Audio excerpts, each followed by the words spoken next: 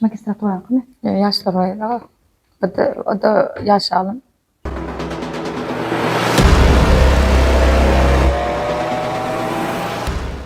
Salam mehriban illeşler. Mertebe gepleşiginiň nobatdaky sany siziň bilen. Biziň şoňky gepleşigimiz, söhbetleşimiz Balkan welaýatynyň Balkanabad şäheriniň 10-njy çağalar bagça bagynyň müdiri Gülälik Feýeşowa. Gülälik muallim, gepleşigimize hoş gördük. Sağ olun muallim. Şu gün ine çağalar bagymyza gelip şeýle müdir hökmünde aýratyn bir pedagog hökmünde men bilen söhbetleşip bolmak üçin geleniňiz üçin ýene bir gezek minnetdarlygymyzy bildirýär. Sağ olun muallim. Biziň ilki bilen berjek soragymyz şu ugry saýlamaňyza, muallimçilik kärini saýlamaňyza näme terbi berdi? Hawa mugallimine ilkinci bilen mektepde okayan döwrüň esasy täsir etdi. Her bir okuwçy mugallim esasy okuwçynyň ýol görkezçisi bolup hyzmat etdi. Başlangyç sınıfy tamamlap bir 5-nji sınıfda okuýarkan Balkanabad şäheriniň 3-nji orta mektebinde okuýardym. Şo mahallar türkmen dili edebiyat dersi men üçin bir aýratyn geçýärdi. Ýalňyşmaryn elbetde diňe bir türkmen dili ekli sapaklar bir özüne çekijem de şu döwürde de ihlas bilen okap bir näme dehil okuwçylaryň hatarynadym.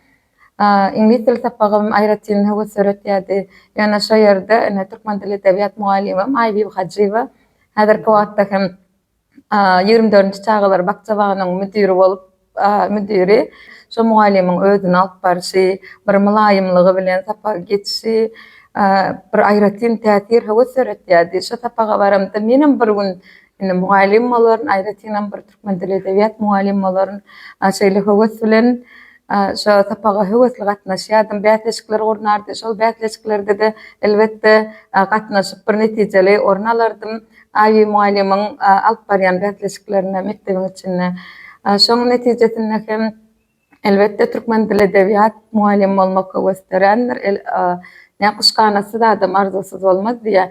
Şol arzuwma da ýetip universitetini tamamlamda bir türkmen dili edebiýatyna girip şonu tamamlap şu muallim bolanymdan soňra ine diýýär, şu mahal men ihlas bilen şeýle bir höwes eden bolmalym da diýmek men durmuşyma täsir edipdir, men okapdyryn, ylgapdyryn, zahmet çekipdiryn, ihlas edip okapdyryn ýa-ni.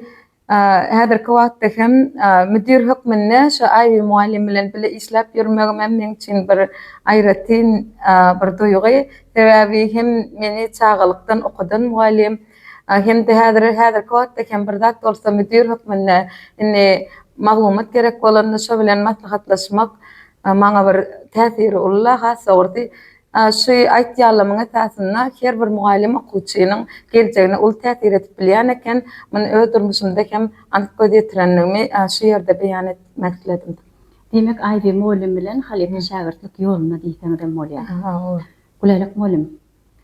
Ýokary okuw mektebi tamamlap geleniňizden soň ýaşynarmen hökmünde Balkanabad şäheriniň Mahtumur Pragynyň adyny göterýän 2-nji orta mektebine gelipdiňiz. Şol ýerde bile bizem işleşipdik siziň bilen. Özüňiziň erjelligiňiz, dogumlygyňyz, tonýerligiňiz bilen köp bätleşiklere gatnaşyp ýeňici bolýaňyz. Okudýan dersiňizden okuwçylaryňyz bilen bätleşiklere gatnaşyp okuwçylaryňyzam taslama bätleşiklerine, altyn atyryň altyn dehiller bätleşiklerine ýeňici boldylar. Ine şolar dogrusynda ýadyňyzda galan pursatlardan gurrun berseňiz. Hawa 2018-nji ýylda men Mahtumul adyny Türkmen Döwlet Üniversitetini tamamladym. Elbetde men üçin mugallimçilik bir dähmek ýoluna aýak basmak bir aýratyn duýgu boldy. Mektebe gelen ýyly mugallim bilşiňiz ýaly sizi maňa halipa belläpdiler.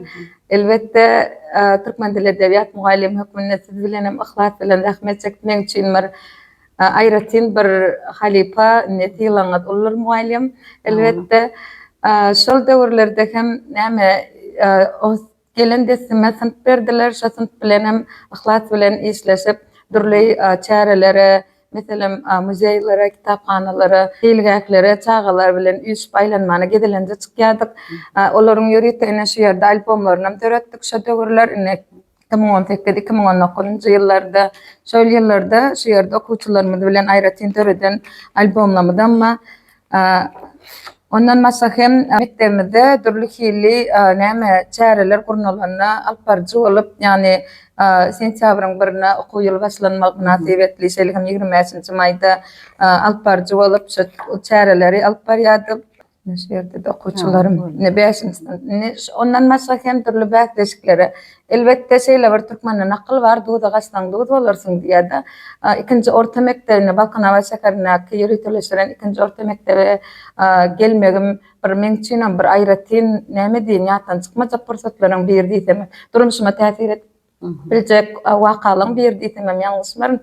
Şu döwürlerini 2018 bir ýyl geçenden soňra eýem men 11-nji 10-njy sınıflardan taslama bätleşigine okuwçy taýýarlap, näme şu mektepde muallimçilik tejribeli etýän döwrümde, islan döwrümde her ýylam şu taslama, döredüjilik taslama bätleşiklerini okuwçylary taýýarlap gatnaşyp, şu döwlet bätleşigine çellin bir üsünlük kazanýardyk.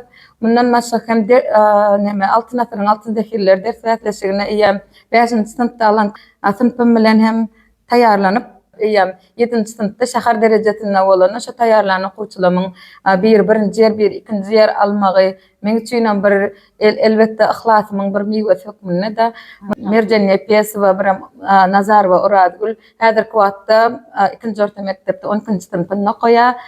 Şol döwürde 7-nji sınıfa gadamatan eýem 5-nji sınıfdan ihlas bilen taýýarlanylan soň bir men üçin aýratyn şäher derejesinde birinji, ikinji orun ikisine de şu men okuwçylarymy almagy bir men üçin aýratyn bir duýgu boldy. Taslama döredüjilik bätleşigine de muallim Biba Şokurbanowa şeýlekem Gowunç Haberow şu häzirki wagtda näme mektebiň uçurumlary olaram 11-nji 10-njy sınıflarda döwlet bätleşigine gatnaşmak nesip edipdi. Elbette näme mektepde bir aýratyn men üçin uly ýatlama, ikinji orta mektep mundan başga hem dürli şäherlere bätleşiklere gatnap iň gowy düşündirilen ders bätleşigine gatnaşyp baýraklaryna munasip bolupdym. Iň gowy taýýarlanylan okuw prezentasiýasy bätleşigine gatnaşypdym. Şeýlekem iň gowy taýýarlanylan elektron diýbarlygy bätleşikler ýetigiderli gurnalýan bätleşiklere de gatnaşyp elmydama baýrakly orunlara ine şu ýerde görkeşme diýaly elmydama baýrakly orunlara bir munasip bolýardym. Mundan başga hem bu da men üçin bir aýratyn ýylyň jemine hem ýörete ýaşlar uraman adyndan şeýlekem mektebimiziň Balkan Welaýat Baş Bilim Müdürlüginiň başlygynyň hormat hatyny bir almak ýylyň jemine bir aýratyn ýatdan çykmajak pursatlaryň meri şu ýyllar görkezilen üstünlikleriň netijesinde bir tyýlaglanyp berilmegi men üçin esasy näme ýatdan çykmajak wakalaryň biri. Mundan aşada şu döwürlerde bir var, ikinji orta mektep hakykatdan şol islan döwrüm men üçin bir esasy taslama bätleşiklere gatnaşamada 7 muallim ol şäherden hatda welaýat derejesinde baýrakly orun alyp bir döwlet derejesine gatnaşyp 7 saniyeriň şu ikinji mektebinden bolmagy bir aýratyn duýgu da bileleşip bir näme bir-birimize gösteredip ana şol döwürlerde gollaw berip hawa bellerlikli ýagdaý. Gülelik muallim, ine Maktumladynak 2-nji orta mektebinde rahmet çeken döwrüňizde şol döwürlerde öz bilimiňizi kämilleşdirmek ugrunda nähili işler alyp bardyňyz? Ondan soň muallimçilik kärinden soň nähili işler alyp bardyňyz häzirki ýagdaýa çelli? Elbette şu 2-nji orta mektepde işleýäkamam, ondan soňra da şu 2021-nji ýylda muallim olup rahmet çeken öwrümden soňra men Matematyk Türkmen Döwlet Üniversitetine şu täze magistraturanyň açylanlygy, täze açylanlygy sebäpli bilim dolandyrmak magistr hökmüne bir näme aýratyn bir hünär berilýär. Elbette men üçin bir aýratyn bir kämilleşmek ugruna dip kabul edip şu maksat bilen men 2021-nji ýylda Matematyk Türkmen Döwlet Üniversitetine finallardan geçip şol ýerde magistrant bolmak bir nesibet. Soň şu döwürlerde hem ýetigiderli bätleşiklere gatnaşdym. Sanly ulgan boýunça da ýörete döwür ýurdumyza alınıp barýan bätleşiklere de men magistrant hökmüne gatnaşyp baýrakly orunlara munasip bolup ýörete hormat hatlaryna ýesi bolupdym. Şol ýyllarda elbette Matematyk Türkmen Döwlet Üniversitetiniň magistrant hökmüne ýaşlaryň ilmi iş bätleşigine öz işlerimi hem hödürläpdim. Bundan başga üniversitetiniň magistranty Gülelik Taýýaşowa Indi Matematyk ýaşlar uramatynyň alyp barmagyna, ýaş adamlaryň bätleşigine men hem öz işimi hödürledim. Meniň şonki ilim işim Edebiyat dersini okutmak, kamilleştirmekde sağlı olmanın ähmiýeti. Bu işinde hormatly prezidentimizin belleşi ýaly ýaşlar mehriban halkymyzyň, edik watanymyzyň beýik geljeginiň gurujularydyr. Indi şu işden ogur alyp, men hem öz taýýarlan ylmy suly toplumy bätleşige hödürledim. Indi şu ýerde men elektron, ýani sanly bilim uzgamyny ösdürmek konsepsiýetinden ogur alyp, elektron usuly toplumy döretmek biziň esasy gödüýpämiz. Şonuň esasynda men hem öz işimde şeýleşi görnüşde elektron usul toplumlary taýýarladym. Görüşimiz ýaly şu ýerde ine 5-den 10-njy synpa çelin bölümler ýerleşdirilen. Islendik bölümimiň üstüne başlaýar şu ýerde meselen 5-nji synpa başlyk diýeli. Şonda batan ýagdaýymyzda her üçin aýratyn toparlar emele gelýär. Umumy maglumat, surat, ine şu ýerden 5-nji synpda geçirilen okum maksatnamaty boýunça temalar ýerleşdirilen. Bu ýerde ine her bir tema batan ýagdaýymyzda da tek topar boýunça ine şu görüşmede ýaly audio kitap, paýhaçyş metinden nakyllar, osan prezentasiýa, surat, test jogaplar, umumy maglumat, video hem de barlagnamalar bölümlerinde ýerleşdirilen. Şu islendik tema degişli, ýani islendik temany biz şu tek bölüm esasynda anlatyp barylýar. Indi biziň audio bölümimiz bar. Ine şu ýerde ýa-ni diýişime diýär, ilk bilen düşündirip geçeýin audio bölümi. Indi mysal üçin şu ýerden masmul fragy ýa-da islendik bir temany basyp taýladyk. Sonra audio bölümünde girenmedi. Şu ýerde şahirlerin öz seslerinden goşgularymyz bolýar ýa-da tema değişli maglumatlar ýerleşdirilen. Ondan islendik goşgu bolsun ýa-da tema değişli audio material saýlap okuwçylara görkezmek, dinlemek bolýar. Şu ýerde görnüşi ýaly kitap bölümündeki tema değişli kitaplary okuwçylara görkezmek mümkinçiligine eýe bolýar. Ilmy maslahatlar geçirilýärdi. Oňa da öz bir kamilleşme gurnak temalar bilen çykyş edýärdim. Matematik Türkmen Döwlet Üniversitetini tamamlap gelenimden soňra elbetde ençeme ýyl mektepde muallimçilik tejribeligimiň esasyna Balkanava şäherinde 3-nji çağlar bakçabanyň müdir wezipetine wagtdan ýerine ýetirjek mene işe başladym. Rahmetde döredüjilikde aýratyn tapawutlanýan ýaşlara Türkmenistanyň ýaşlar bayranyň eýetdiň hormatly at takylýar. Şo ýyl hem menem köpçülik çärelerine, döwlet derejetindäki bätleşikleri, şeýleke wagyn nasihat işleri, ýaşlary näme döwre wap terbiýelemekde öz alyp barýan işlerimiň esasynda 2023-nji ýylda Türkmenistanyň ýaşlar bayragynyň eýetdiň hormatlady munasip boldum. Elbetde bu da men üçin bir aýratyn ýatdan çykmajak pursatlaryň biri. Şol ýyl hem hormatly prezidentimiz Serdar Berdimuhammedowyň Ýaşlar watanyň dayanjy kitaby çap edildi. Şol kitapda hem 2023-nji ýylda üstünlik gazanan ýaşlaryň atlaryny berip şu kitapda beýan edildi.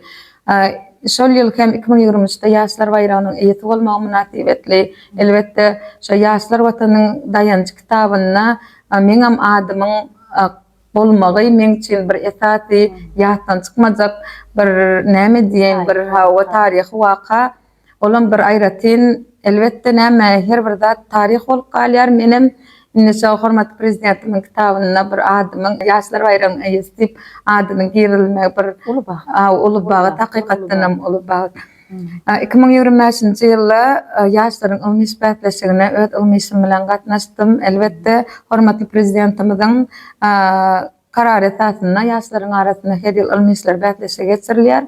Şol bätleşige ilmi işim bilen gatnaşyp ýaşlaryň ilmi isbatleşiginiň ýeňijisi, ýagny ýaş alim bolmak bagty bular men üçin eýem ýene bir tolgundyrjy ýatdan çykmajak bir pursatlaryň biri. Olam elbetde häzirki wagtda bir buýsançylan ýaşlaryň ilmi isbatleşiginiň ýeňijisi bir ýaş alim diýip döwlet ýylygym bar diýip bir gowanyp aýtmak bir men üçin uly bagyt. Elbetde häzirki wagtda hem 10-njy Balkanava şäheriniň 10-njy çağlar bakçabagyna rahmet çekýän müdir bolup häzirki wagtda ýetgiderli welaýatlarda neme ilmi maslahatlar gurulýar. Ýaňy ýakynda Aşgabat şäherine geçirilýän ilmi maslahat şol ýerde hem öz işim bilen çykyş etdim. Sizleş ötürmek tapagyna ýörüýde bir ýeňillik hökmünde terbiýeçiler ýeňillik hökmünde bir iş alyp bardym. Şol işde hem ýörüýde geçirilýän her bir temany aýratyn bölümler esasynda içine girenmede de çağalara değişli bir suratly, şeýle goşuk şekilli, videoçykly şekiller görkezler ýaly şekilde bir yürüte çağlar bağımız için bir şolar ýaly iş taýýarladym. Netijede häzirki wagtda terbiýetçiler peýdalanýar. Gollanma hökmünde hyzmat etjek. Gahraman arkadagymyzyň ömrümiň manysy şeýle ömrümiň manysynyň dowamaty eserler boýunça bilim edaralarynyň müdirleriniň arasynda hem bätleşik görnäli şol bätleşikde şäher derejesinde birinji orna şeýle hem welaýet derejesinde baş bayraga münasip bolan bir men üçin aýratyn bellerlikli ýagdaýlaryň ýatan çykmajak ýagdaýlaryň biri. Häzirki wagtda da çağalar bagymyzda da çağalar körpenetli döwre wagt bilim bermekde, sapak geçmekde, bir şolary giň dünýä garaýşly kämil şahsiýet edip ýetişdirmekde terbiýetçilerimizden çağalar bagymyzyň bir näme pedagog işgärler aýratyn zahmet çekýär. Şular dogrusynda hem çağalar bagymyzda da ýetdirli işler alyp baryp durýar. Gülelik muallim. Ine özüňiň iş tejribeňizden alyp barýan işleriňizde ine geten tepkilerinizi, üstünliklerinizi gördük. Töweleme berekella diýesimiz gelýär şu ýerde. Öz çeken rahmetiň höýürini görmek, meýwesini görmek uly baht. Ine häzirki wagtda mugallimçilik kärini saýlap ýokary okuw mekdeplerine okap beren. Geljekde mugallimçilik kärini saýlajak ýaşlarymyz bar. Şolara berjek maslahatlaryňyz. Ilki bilen elbette ýaşlara ilkinji berjek maslahatym ýerensiz zahmet çekmeli, ihlat etmeli. Ihlat bilen aglasaň sokur gözden ýaş çykar diýe öldürmüşimden aýdasym. Da mektep tamamlandy. Men 3 ýyl uniwersitede näme girsin alanyň geçip bilmän bir men üçin bir hili hemmedat bir ýygyna gidip barýan ýaly men üçin ötüş ýok. Ýaly hamana her ýylym ihlat bilen täşirýän ýene ýykylýa bolan 3 ýyl bir azatda insanyň durmuşyny ýöne şu ihlas etdim, aglasam da, gülsem de ýene de her ýyl şoňa men hökman talip bolaryn umid bilen talip bolup ýetirňra mugallim bolaryn şöhret bilen ýetirli täşirip bir 4-nji ýylymda şu talip bolmak bagty nesip edipdi. Mundan naşy inşallah ýaly köp esaslarda ýokary okuwa girjek mektep tamamlan okuwçylar aýratyn ihlas bilen okamaly. Näme özüňiz eýer mektep okuwçy döwründen başlap näme saýlamaly özüňizi şu muallimiň esasyny ýetirli özüňizi kämilleşdirmeli, öwrenmeli, okamaly. Hiç kim däleseň özüň üçin esasy şertler ötmeli, mümkinçilikler ötmeli. Şoň esasynda da durmuş elmede ama kapsyny açyp durýar da biz şoňa girip ýetişmeli wagtynda ylgamaly elbette. Şoň üçin hem işte de şeýlene ýaş muallimler we ýaş muallimlere da ýaltaçylygy, muallim boljak bolsaň ýaltaçylygy ortadan aýyrmaly. Gijeti bilen ertire nähili tema bir çağalan okuwçylaryň bir ünsüni çekerkak diýip bir internetden ýa internet maglumatlarynyň bolýamy ýetgeşik videolardan türkmen dili edebiyat dolamasaň şeýdip geçirýän güllerim ýadymda da onuň her bir muallim okuwçylara bir ýol görkezji bolmak üçin näme diýen bir çağa täsir edip bilmek biz üçin uly bagtda. Şoň üçin bir ýaltanmaly özüni, öňüne maksat goýmaly, tutan ýerli bolmaly, şu çağany bir dada gönükdirip bilmek bir uly bagt. Bir okuwçyny Ceren Nuriýewa. Ana okuwçyny türkmen dili edebiyat dersinden taýýarlaýardym. Häzirim ol Dünýä Diller Institutynyň talebi, häzirim jaňat muallim siziň men okudanyňyzda şeýle bir begenýän şu institutda da diýe bir muallim kim muallim gödegine getirýän diýse diýe ilki bilen siz gödegime gelýäňiz diýe ýaş hünärmen bolanyňyza garamazdan ihlas etdiňiz muallim minnetdar. Inşa men üçin bir aýratyn bir bagyt bir minnetdarlygyny gazanmak. Ana her bir muallimam özüne şolar ýaly okuwçy ýygyny ýöretip biljek okuwçylary köpertmeli, bilimli, elbette bilimli insanlar gerek häzirki wagtda ýaşlara da uly üns berilýär hormat prezidentimiziň ýolbaşçylygyna. Şonu gazanmak üçin hem ihlas etmeli. Ýaşlar bilen daýanjymy. Gülelik muallim, adam durmuşynda erki ötüş esasy döwür hasaplanýar. Ýaş müdir hökmünde çağanyň erki ötüş döwür barada. Şeýle hem şol döwürde çağalar waganyň ähmiýeti barada öz pikiriňizi aýdasaňyz. Hawa muallim adam ömründe erki ötüş esasy döwür hasaplanýar. Olam näme esasy çağalar wagana gatnaýan döwür hasaplanýar. Ine şu ýerde häzirki wagtda ýürüte näme diýen ilmi kitaplar bar. Ine Masar Ibukan 3 ýyl aýny wagt 3-den soň geç diýen kitapları var. Ine şonda da çağa terbiyesine nähili hareketler alıp barmaly, nähili işler ýerine ýetirmeli. Şu hakynda hakykaça beýan edilýär. Elbette ýagny çağalar bagy esasy biziň terbiýeçilerimiz çağalary bilim bermekde, sowgat öwretmekde, şeýlekem terbiýe bermekde bir aýratyn äkli çağalar baglary elinden geleni etýär häzirki wagtda. Ine şu erk ötüşde esasy 0-3 ýa-da 0-5 ýaş aralyk hataplanýar erk ötüşde ýa-da ine şol döwürde bizde de çağalar baglary 1 ýaşdan kabul etýär çağalary. Şu 1 ýaşdan başlap ýem getirýär çağalaryň şoň esatyna çağa ýem biziň elimizde çağalar baglarynyň. Şol döwürlerde ine erk ötüşi ýöret ilmetasa şeýle suratlandyrylýar. Ol başyndan berk bina tutulmasa, berk bina gurmaga tynaşmak peýdatydyr. Çünki bina taýýar bolandan sonra binadan kuruluşuna başlamak mümkin näliýär. Erk ötüşgem şol binat meseledir. Onu ilk baştan berkden tutmak gerek. Edil şolar ýaly çağa 7 ýaşa gelende çağa edip ýa terbiýe berjek bolmak ýa peýdaty hataplanylýar. Şol erk esasy döwür erk ötüşi. Şol döwürlerde çağalara indi şu ýerde ýene de bir neme biz çağalara diňe pedagoglaryň ählisi diňe bir çağalar bar, mektebim dersli. Ýani esas biz erk ötüşde hataplanamyz soň özümizde bar bolan iň gowdatlary çağalara bermek başarmaly. Bir pedagog hökmünde öň diýe bir kadim taryh zatlar satýan bir näme sowdagar bar eken. Ol şol taryh zatlar satýan döwründe özüne şagirt kabul edilenni ilkinji 6 aýyna şol şagirdiniň gözüniň öňünde hakyky sunma deserler goýan eken. Sebäbi näme? Şu hakyky zatdan göz ganan adam ýasamazat kabul edip bilen wagtda biz indi hakykatdan hem özümizde bar bolan iň gowluklar, dogurçylygy meselem şu zatlary ýa söýgüni biz gawat çağalara goýup bilsek, çağa ulanandan soňra da bir şu ýasamazat kabul edip biljek gelle.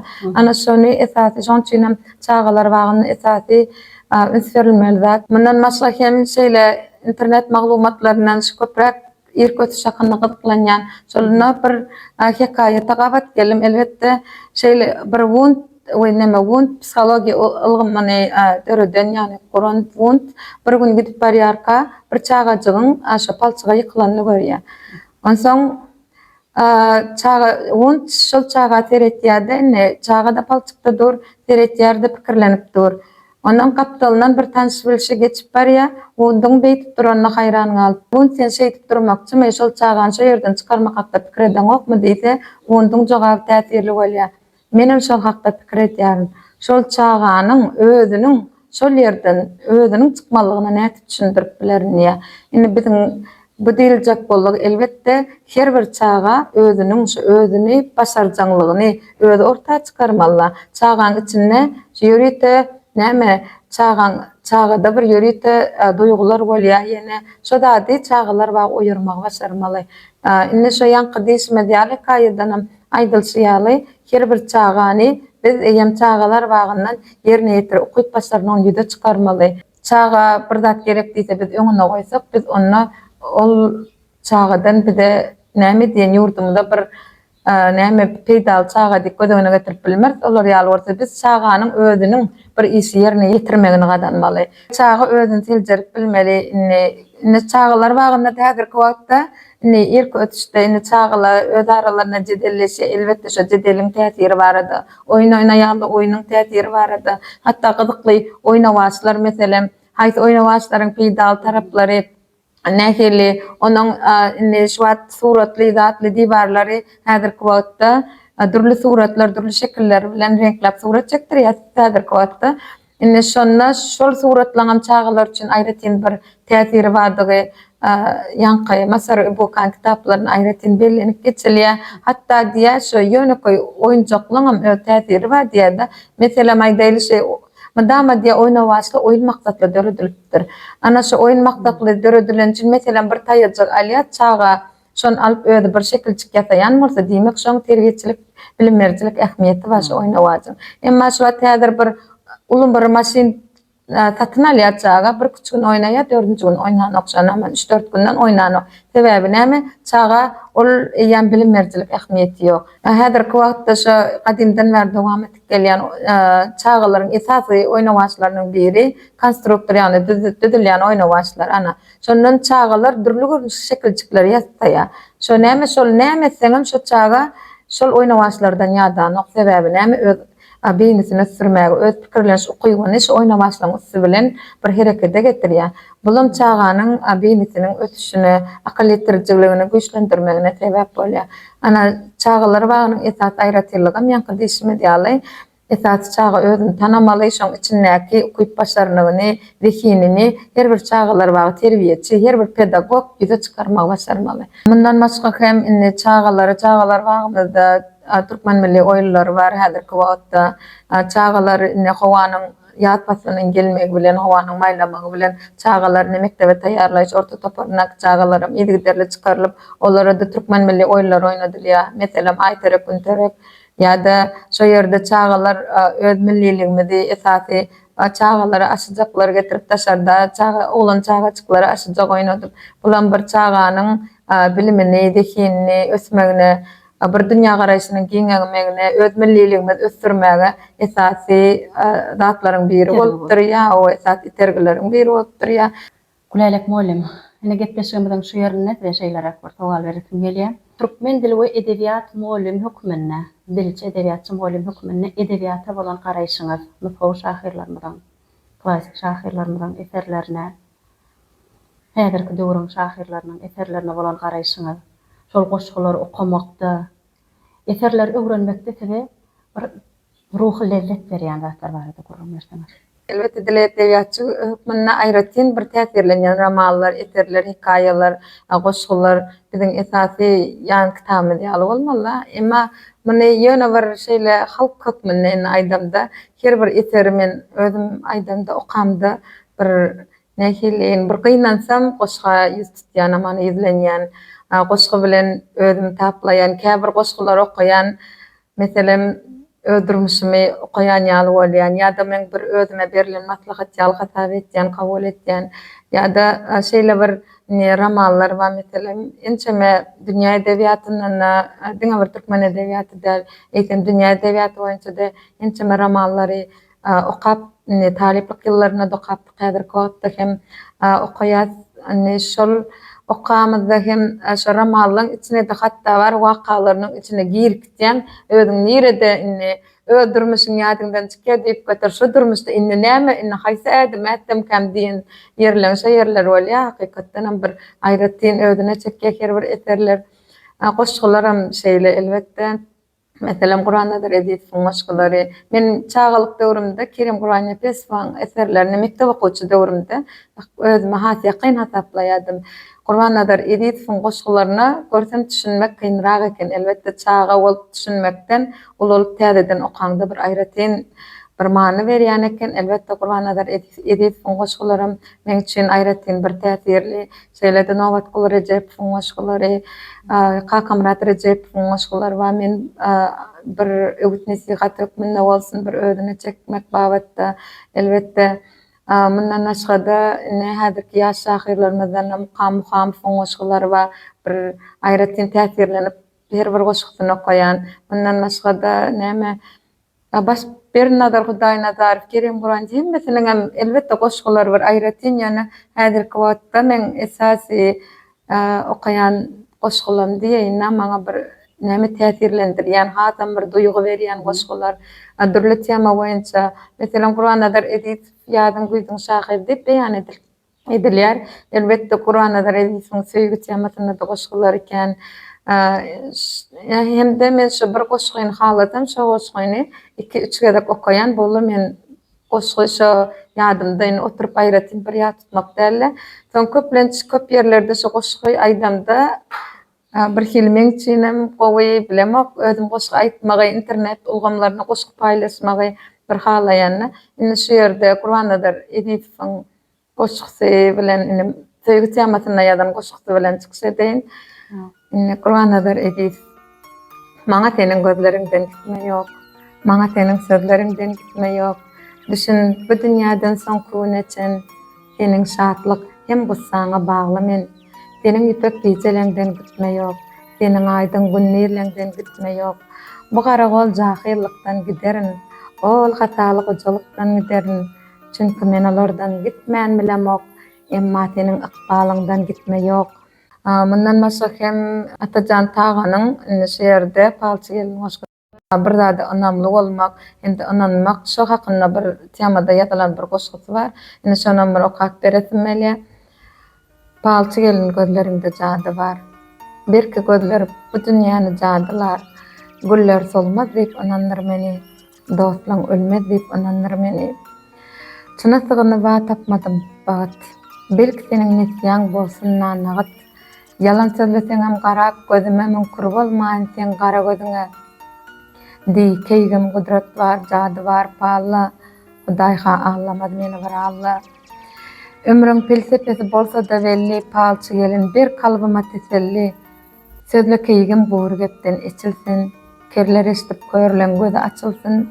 Yetimleň enesi gelsin, ananlar umytsiz hastalar galsyn, ananlar. Güller solmaz diýip ananlar meni. Dostlaň ölmez diýip ananlar meni. Ine şu ýerde bir durmuşda hemmämiz bir ya daşda göregimizde ilmi dama gowluklar bolup durmagyny isleýär adam. Bulam elbetde şu anam ähli zatyň gowuljagyna adamyň bir yetimleriň enesi gelmeli. Şu wagtda bir aýdylan ýazylan goşgulygy sebäpli men şu goşgyna bir aýratyn täsirlenip bir okuyan hakykatdanam Gurbannazar Ediýewiň terbiýeçilik ähmiýetli goşgulary bar. Ine çagalar wagynda hasam şu degisli temada bir ähmiýetli goşgularyň ýerine okap beresim gelýär. Teýin çagaňa söýmekden arman. Seherler oýanyp öpüň bir salym. Eline tutup ulla kanalma, pata berip uzak ýollara salyň. Gorkmaň olar näçe daşa gitdi-de. Gelerler esde çagyr ýanyna de. Bir dilegim saglyk bilen gussada, oňatlyga önden çagalaryna de. Gülälik muallim, mene gepleşigimiziň dowamynda täsirli gurrunlar berdiňiz. Asylly ýeňil bolmadyk işiňizi size uly üstünlikler ýar bolsun diýesiniz gelýär. Sag bolan muallim. Indi çagalar bagymyza gelip şeýle söhbetdeş bolan üçin ýene bir gedek minnetdarlygymyzy bildirýär. Ine şu pursatda ähli bilim işgärlerine ýeňil bolmadyk işlerini, üstünlikleriň ýar bolmagyny arzu etýär. Şeýle isretli zamanada bize öz gögün söýen kärimizde zähmet çekmäge, ýaşlary okumagy, öwretmäge, döretmäge giň mümkinçilikleri döredip berýän gahrman arkadagly gahrman serdarymyzyň janlary sag bilen başlar aman bolsun, ýurdumyz asuda parahat bolsun. Nähwan ýerleşler, şonuň bilen mertebe gepleşiniň nowbatdaky sanyny geçirip gutarýar. Inniki gepleşigimizde duşýan çak hoş sag bolun.